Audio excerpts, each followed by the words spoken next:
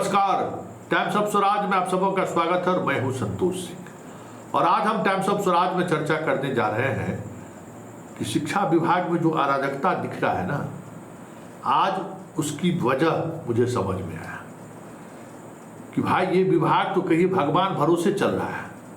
कोई माई बाप नहीं है इस विभाग का भाई। मतलब के पाठक का कुछ काम किया हुआ है जो अभी तक चीजें उस तरीके से सामने नहीं आया है। जब सामने जिस दिन आ जाएगा, समझिए कि लोग हैरान रह जाएंगे कि आखिर इस विभाग में इस तरीके की भी अराजकता हो सकती है। मंत्री को पता नहीं है कि पोर्टल तैयार होने में कितना वक्त लगेगा जिसमें आवेदन करना है। मंत्री को पता नहीं है कि इनके विभाग के सामने में एक नोटिस टंगा हुआ है कि ट्रांसफर पोस्टिंग को लेकर मुख्यालय न आए, और मंत्री बयान दिए जा रहे हैं। इसी संदर्भ में आज हमारे शिक्षा विभाग के कई अधिकारियों से भी और शिक्षा विभाग से जुड़े हुए लोगों से भी हमें बात करने का मौका मिला। हमने बात किया भाई काहे की स्थिति है, तो पता चला कि शिक्षा विभाग का जो सबसे महत्वपूर्ण अंग है, राइट और लेफ्ट, जिसके सहारे पूरा विभाग चलता है, माध्यमिक निदेशक और प्राथमिक निदेशक दोनों ये रीढ़ है शिक्षा विभाग का। उच्च शिक्षा का निदेशक, माध्यमिक शिक्षा का निदेशक और प्राथमिक शिक्षा का निदेशक, ये रीढ़ है। ये दोनों निदेशक चार्ज में है, पदाधिकारी ये नहीं है। इस पर एक कन्हैया प्रसाद थे, जबकि सब कुछ इसी प्राथमिक और मध्य निदेशक को देखना है। तब तो बाढ़ की स्थिति में स्कूल बंद हुआ कि नहीं, अभी को भगवान योगेंद्रनाथ यादव जी हैं, वही सब कुछ देख रहे हैं।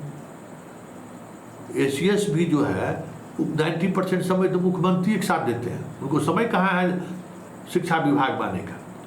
कभी शाम में घूमते हुए शिक्षा विभाग आ गए तो आ गए, मुख्यमंत्री लगातार अभी भ्रमण पे हैं तो मुख्यमंत्री के साथ हैं। राजगीर गए आज, वहाँ खेल विश्वविद्यालय का उद्घाटन होना है, उनके पास तो समय है ही नहीं। तो एसीएस का काम, निदेशक, प्राथमिक निदेशक, मध्य, सब काम समझिए कि बैजनाथ यादव कर रहे हैं, मिथिलेश झा कर रहे हैं, यही दो पदाधिकारी हैं।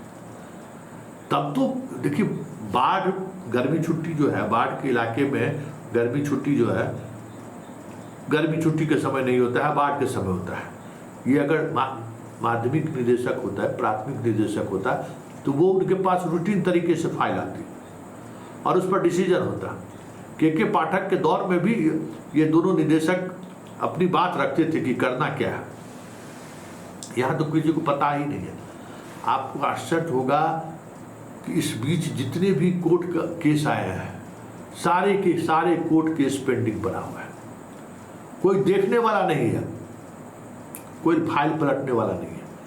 काउंसलिंग हो रहा है ना, अब काउंसलिंग खत्म होने वाला है, कई जिले में काउंसलिंग खत्म भी हो गया है। जिस पर सस्पेक्टेड लिख दिया गया, डॉट लिख दिया गया, उस पर क्या करना है, आगे कब उसको समय देना है या क्या करना है, कुछ पता नहीं है विभाग को। पता ही नहीं है कि करना क्या है ना। इस पर अभी तक ये लोग सोचे हैं। हमको लगा कि भाई 13 तारीख तक डेट बढ़ाए तो इस बीच में जो है सो अपना कर लेंगे, लेकिन ना, क्लियर ही नहीं है। तो ट्रांसफर पोस्टिंग से क्या होगा, आप सोच लीजिए ना। विभाग का दिन की काम जो है वो नहीं चल पा रहा है, वो काम पूरी तरह से ठप है। और परीक्षा मतलब जो काम मतलब विभाग का प्रायोरिटी में नंबर 1 है वो नहीं हो रहा है, जो प्रायोरिटी में नंबर 100 पर है वही सब हो रहा है। कहीं से कोई मीडिया में खबर आ गई तो बैजनाथ यादव जी बैठ गए दस्तखत करने के लिए। अपर मुख्य सचिव शिक्षा विभाग जो है सो बैठ के कुछ अपना आदेश निकाल दिए। जो शिक्षा विभाग को जिस तरीके से चलना चाहिए था वो नहीं चल रहा है। अराजक स्थिति है। ये जो सैलरी वगैरह में जो विलम्ब हो रहा है, इसकी वजह भी यही है कि अधिकारी ही नहीं है। आश्चर्य तो ये लगता है कि एसीएस भाई मुख्यमंत्री के सचिव हैं, अधिकारी को पोस्टिंग करने में उनको क्या प्रॉब्लम हो रहा है भाई। वो तो 1 घंटा के अंदर में जाएंगे तो पोस्टिंग करा देंगे। डायरेक्ट आईएएस अधिकारी भी पोस्टिंग करा सकते हैं। अरे शिक्षा विभाग को मजबूत करने के लिए जो तेज तरार आईएएस अधिकारी है, हमें लगता है कि उनको माध्यमिक और प्राथमिक निदेशक बना देना, रन करेगा काम। संभव ही नहीं है, कोई सोच ही नहीं है।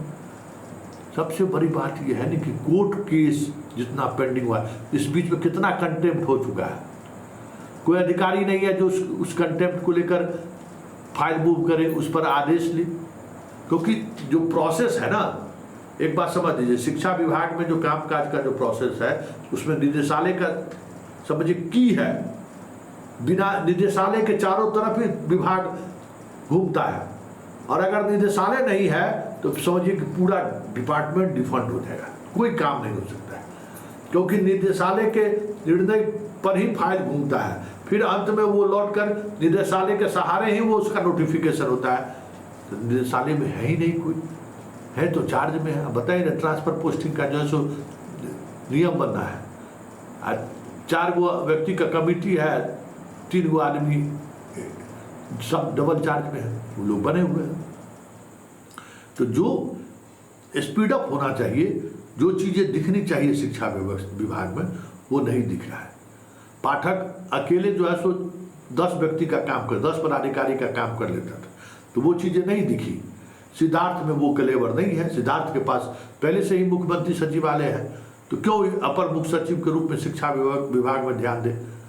और इस वजह से सबसे बड़ी समस्या यही है कि इनके समय नहीं रहने की वजह से विभाग समझिए कि बेहंडल हो चुका है। विभाग के पास कोई काम नहीं हो पा रहा है।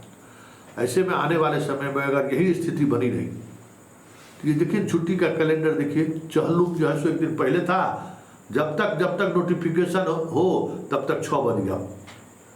ऑफिस बंद होने पर निकलने से क्या फायदा है भाई, सब शिक्षक लोग घर चले गए होंगे। कोई भी निर्णय लेने के लिए जो विभाग में फाइल का मूवमेंट होना चाहिए था, वहाँ कोई है ही नहीं, तो निर्णय ले ले। अराजकता है भाई, अराजकता है।